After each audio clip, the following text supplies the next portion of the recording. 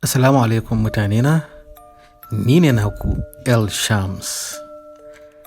Yau ma na zo mana da wani labari daga wani bawan Allah mai suna Hassan. Hassan mazaunin garin Kaduna ne, kuma ga yadda labarinsa ya kasance. Ya fara da cewa El Shams, sunana Hassan. Ina zaune a garin Kaduna kuma ina aiki da wani kamfani wanda ba sai na faɗi sunan shi ba. Amma abin da ya sa nake so ba da wannan labari shine abin da ya faru da ni a lokacin da na samu aiki a wannan kamfani har zuwa yanzu.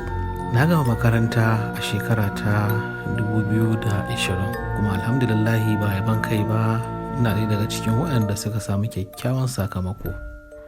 To amma na ɗauki tsawon lokaci ina neman aiki ban samu ba. Wata rana abu kamar wasa ina tafiya sai na ga wani sign cewa ana neman wani mai irin karatu na. Ban yi ƙasa a gwiwa ba, dama jakata kullum tana tare da ni, kuma wanda a ciki akwai CV na da duka takardun da ake bukata wurin ɗaukan aiki. Na je na hau sama na shiga wannan kamfani na gabatar da kaina, aka yi min interview. Bayan sati 2 har na cire rai saboda na sha zuwa neman aiki a wurare kamfaninnika ne, ma'aikatun gwamnati da sauransu, ba na samun aikin nan. Ina zaune aka kira na waya aka ce min kai ne Hassan? Na ce ni ne Hassan. Kai ne Hassan Ahmad? Na ce ni ne Hassan Ahmad. Aka gaya min cewa daga waje kaza ne kuma ana buƙatar ka zo ranar Monday domin karɓan takardanka na fara aiki. Abin kamar na ji kamar a farki, na tashi tsaye na faɗi na sujada na gode wa Ubangiji Allah, domin na san wannan abu da na samu yinsa ne ba yi na bane ba. Na tashi ranar Monday da wuri na shirya na tafi na je a wannan kamfani. Ina zuwa na samu takardata ta fito, na samu aiki nan da nan, kuma na karɓi takardar nan. Aka ce rubuta acceptance, na rubuta na bayar a lokacin na fara aiki ba tare da bata lokaci ba. Bisa ga dukkan alamu dama ana haba-haba, ana neman wanda zai maye gurbin wanda ya bar wajen. To alhamdulillahi, wato kamar da na gaya muku a baya, ina ɗaya daga cikin mutanen da suka samu kyakkyawan sakamako a wannan fanni da na karanta. To, ni wani irin mutum ne wanda a duk lokacin da na kasance a wuri ba na iya ɓoye wato abin da Allah ya sanar da ni, ko kuma in ce abin da irin ilimin da Allah ya bani. Ina ƙoƙarin ga cewa na yi duk abin da zan yi domin in daga wannan kamfani da muke aiki zuwa mataki na gaba. Tunda na yarda cewa kuma na yi alƙawarin cewa zan yi aiki tukuru, abin da kawai nake yi kenan. To amma bisa ga dukkan alamu akwai mutane a wannan kamfani wanda wannan yanayi nawa bai musu daɗi ba, sai suke ganin kamar na zo ne su in ɗora su a benci ya kasance kawai da ni ake yi. A cikin waɗannan mutane akwai wanda shine boss dina, ko kuma ce shine mai shugabana, wanda na kai tsaye, wanda directly ina ƙarƙashinsa ne. Sunan wannan mutum muna ce masa Malam Abdul.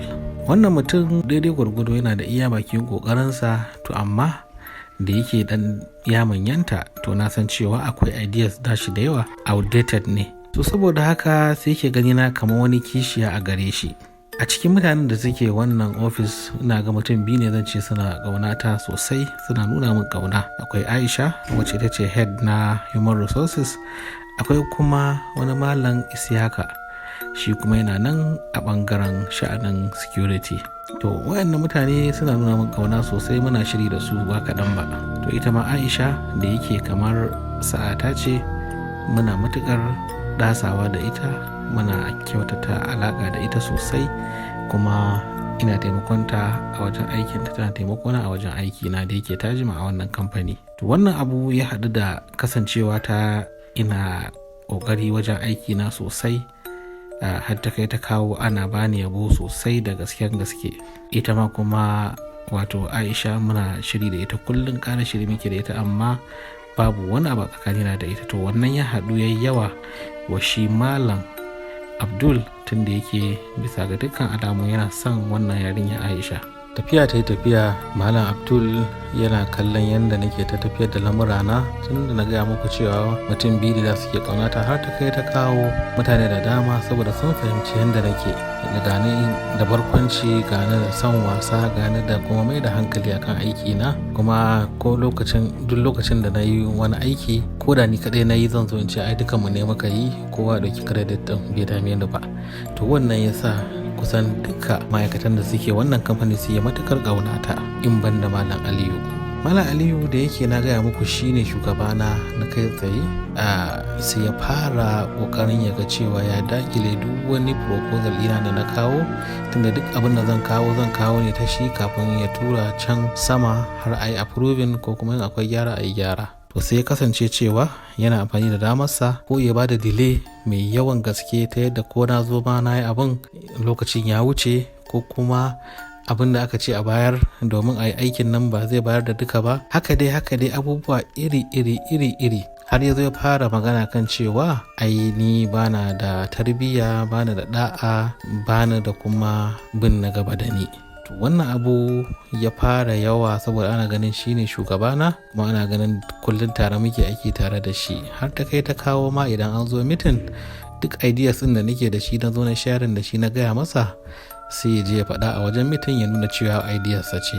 To kun san kamar yadda na faɗa ya jima a wajen aikin, kuma shi ba yaro bane, ya manyanta. To saboda haka wato akan ji maganarsa a ajiyatawa.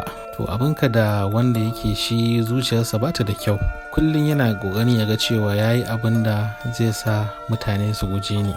To amma abin ni bai dame ni ba, tunda na san cewa ni tsakani da Allah nake zaune da shi, tsakani da Allah kuma nake aiki a wannan kamfani. To amma abin nashi yayi yawa, yau ya ce kaza nayi kaza, yau ya ce gobe nayi kaza, abin da har ya kai ga shi shugaban kamfani ban san abin da shi Malam Abdul ya gaya masa ba. Shugaban kamfani rana tsaka ya kira ni ya ce min ya gaji da irin halayya na, kuma ya gaji da irin abubuwan da ake kawo na magana a kaina, wanda ina tunanin Malam Abdul shine yake zuwa yana kitsa maganganu, yana haɗa kai da wasu, in ta kama ma ya ba su kuɗi su je su ce kaza a kaina.